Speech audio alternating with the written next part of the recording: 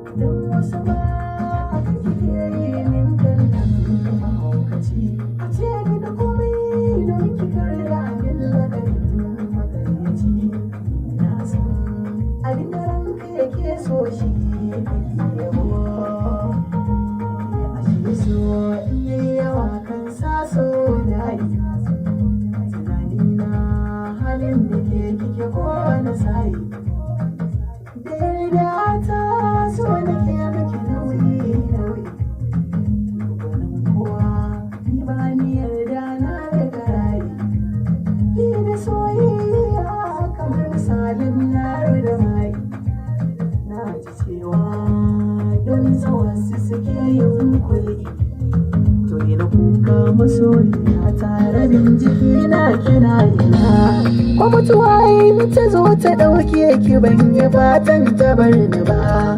Na yi hasashe da nazari sai na gane komai da lokaci. A dukkanin nasara idan ta nufo ka sai ka ji tsokaci, musamman ma ɓangaren so da zuci mai fita hayyaci. Abinda duk yaran ki zanar rage shi ba na sakin shi dan kada ya fada kasa ya zama zana. Ki dandana min na so domin zuciya ta zam tabbatar da nauyin da duka harshe ya dandana. Ki waiwaya da baki nazari na karnin da ya wuce ya cakaisi ya tsinci kansa zance na masana.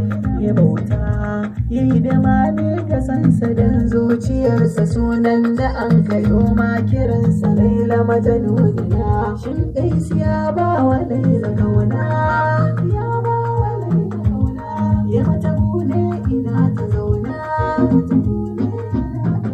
Ya ji duk tsanani da zafi da haɗari na cikin sahara, ina so sai bar sani ya rinka so shi gwanin sani.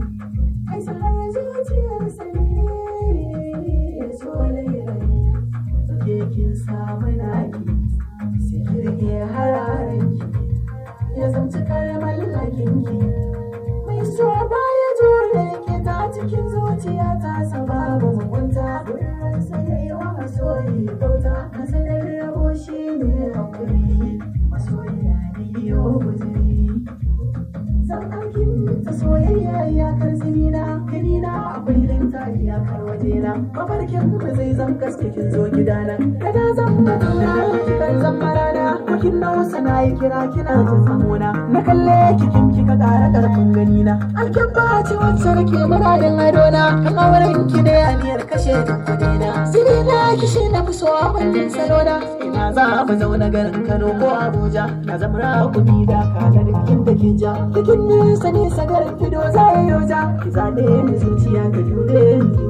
Kin so ni na wuce a min zane kinjire, yin san ki ka iza ni ta kai ni. Kai wani abuwa da ke kira biye ni, kullum kina ta ƙara kin zibi kamar hawainiya. Ki ja ni duka inda za ki je kawai masoyiya, komai kika yi min ni za na jure tun da na siya soyayya ta.